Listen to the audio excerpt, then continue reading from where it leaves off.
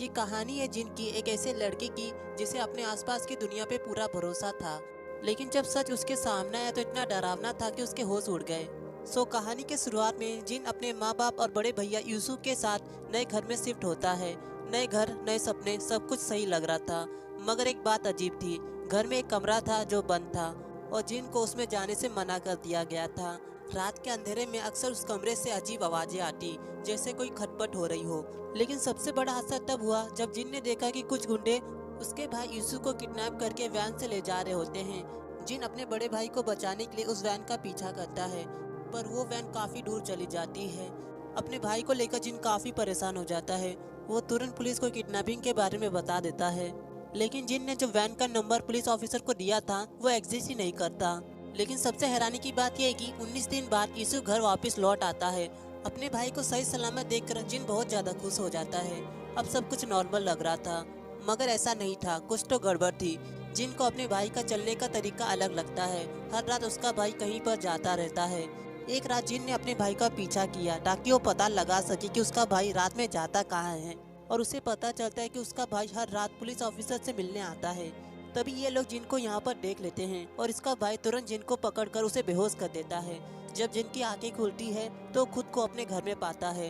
फिर वो इसके बाद वो यूसुफ से पूछता है कि तुम रात में पुलिस ऑफिसर से मिलने क्यों जाते हो और तुमने मुझे बेहोश क्यों किया। तब उसका भाई कहता है, ये तुम कैसी बातें कर रहे हो, मैं तो रात में सो रहा था, लगता है तुम दवाई ठीक से नहीं ले पा रहे हो, तभी तुम्हें अजीब से सपने आ रहे हैं। मगर जिनको यकीन था कि कुछ तो गलत हो रहा है। और फिर उसे पता चलता है कि जो लोग उसके माँ बाप और भाई बनकर रह रहे हैं वो असल में उसकी फैमिली है ही नहीं। ये पता चलते ही जिन पुलिस के पास आ जाता है ताकि अपने नकली फैमिली के ऊपर केस कर सके। मगर यहाँ पर जो सच उसके सामने आता है उससे उसका दिमाग चकरा जाता है। दरअसल दोस्तों, जिनको लग रहा था कि वो 1997 में जी रहा है और उसकी उम्र 21 साल की है, लेकिन पुलिस वाले बताते कि ये 2017 चल रहा है और उसकी उम्र है 41। फिर वो घर वापस आता है और देखता है कि घर का सीक्रेट रूम अब खुला है। अंदर घुसते ही उसे एक स्टेज मर्डर सीन दिखता है। नकली खून, रेडियो से आती अजीब गाने। पर ये देखकर उसे कुछ भी समझ नहीं आता। तभी उसका नकली भाई आता है और उसे सच बताता है। 20 साल पहले 1997 में एक माँ और उसकी बेटी का खून इसी कमरे में हुआ था। काफी साल हो गए, पुलिस वाले उस किलर को ढूंढ नहीं पाए और इस तरह केस ठंडा हो गया। लेकिन मरे गए परिवार के कुछ लोग किलर को ढूंढने में लगे रहे। उन्होंने उस किलर को पकड़ने के लिए यीशु को हायर किया था।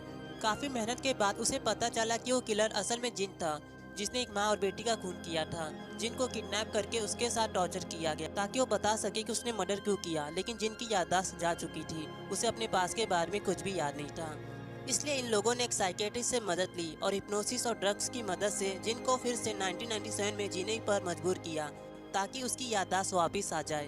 इनका प्लान सही चल रहा था, लेकिन एक दिन यीशु ने किसी के साथ धोखाधड़ी कर लिया था, जिसके कारण उसे अरेस्ट कर लिया गया और 19 दिन तक जेल में पड़ा हुआ था। उसे जमानत पर बाहर निकाला गया। इसके अलावा रात में जिनको जो कमरे से खटपट की आवाज़ आती थी वो असल में इन्वेस्टिगेशन के छानबीन की वजह से आती थी। अब यीशु जिनको कहीं ले जाने लगता है, पर जिन चलती कार से कूदकर भागने लगता है।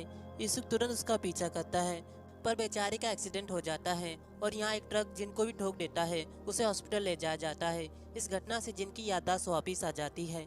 फिर हम 1997 का फ्लैशबैक देखते हैं, जहाँ जिन अपने असली माता पिता और बड़े भाई के साथ घूमने जा रहा था। सभी लोग बहुत खुश थे, लेकिन तभी इनके कार का एक्सीडेंट हो जाता है, जिससे जिनके माता पिता मारे जाते हैं और जिनका बड़ा भाई सीरियस कंडीशन में हॉस्पिटल में था। उसे अपने भाई की जान बचाने के लिए उसकी सर्जरी करवानी पड़ेगी, लेकिन उसके पास इतने पैसे ही नहीं होते। जब कोई रास्ता नहीं दिखा तो जिन को एक आदमी ने पैसे के बदले एक मर्डर करने के लिए मजबूर किया। जिन उसी घर में घुसकर मर्डर करने का प्लान बनाया, लेकिन अंदर जाकर वो घबरा गया और भागने की कोशिश की। पर तभी घर की बड़ी बेटी ने उसे देख लिया। वो चिल्लाना शुरू कर दी। डर के मारे जिन ने उसे रोकने की कोशिश की, मगर लड़ाई में बेटी की जान चली गई। जब माँ ने देखा तो जिन ने उसे भी मार दिया। उस घर में एक छोटा बच्चा भी था, लेकिन जिन ने उसे नहीं मारा।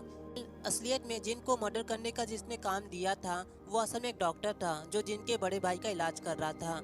लेकिन सबसे शॉकिंग बात यह है कि ये डॉक्टर ने जिस औरत का मर्डर करने को बोला था वो औरत असल में इस डॉक्टर की वाइफ थी। इस डॉक्टर ने ऐसा इसलिए किया ताकि अपनी वाइफ को मारकर उसके इंश्योरेंस के पैसे ले सके। पर इस डॉक्टर ने सिर्फ अपनी वाइफ का खून करने को कहा था। लेकिन जब इसे पता चला कि जिन ने इसकी बेटी को भी मार दिया, तब इसे बहुत गुस्सा आता है और ये जिन पर हमला कर देता है। लड़ाई के दौरान जिन के हाथों से उस डॉक्टर का खून हो गया था। इसके बाद हम प्रेजेंट में आते हैं, जहाँ जिन हॉस्पिटल के बेड में बेहोश पड़ा होता है। यहाँ पर जिन का नकली भाई भी आ जाता है। इस नकली भाई का नाम है चोई, और हमें पता चलता है कि ये चोई असल में वही बच्चा था जिसे जिन ने जिंदा छोड़ दिया था। अब ये चोई जिन को जहर देकर मारने वाला होता है, पर जिन को होश आ जाता है। तब चोई से बताता है कि तुम्हारी वजह से मेरी पूरी जिंदगी बर्बाद हो गई। मेरे परिवार के मरने के बाद मैं अकेला पड़ गया, और जो मेरे रिश्तेदार थे उन्होंने मेरे से सारे पैसे ले लिए और मुझे अनाथ आश्रम में फेंक दिया। तो आगे चोई उससे पूछता है कि तुमने मुझे उस वक्त क्यों नहीं मारा। तब जिन उसे एक ही बात बताता है कि मुझे माफ कर दो। इसके बाद चोई से पूछता है कि बताओ मुझे, तुमने किसके कहने पे मेरे माता और मेरी बहन को मारा था।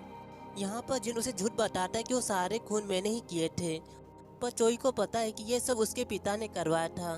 चोई का सिर्फ एक ही मकसद था, उस किलर से बदला लेना, लेकिन वो किलर तो असल में उसके पिता निकले। इस सच को चोई बर्दाश्त नहीं कर पा रहा था, इसलिए खिड़की से कूदकर सुसाइड कर लेता है। और आखिर में जिन भी उस जहर वाले इंजेक्शन से सुसाइड कर लेता है, क्योंकि वो जानता है कि उसने एक बेगुनाह परिवार की जान ले ली है। इस सच को कभी भुला नहीं सकता, और इसी के साथ ये मूवी खत्म हो जाती है।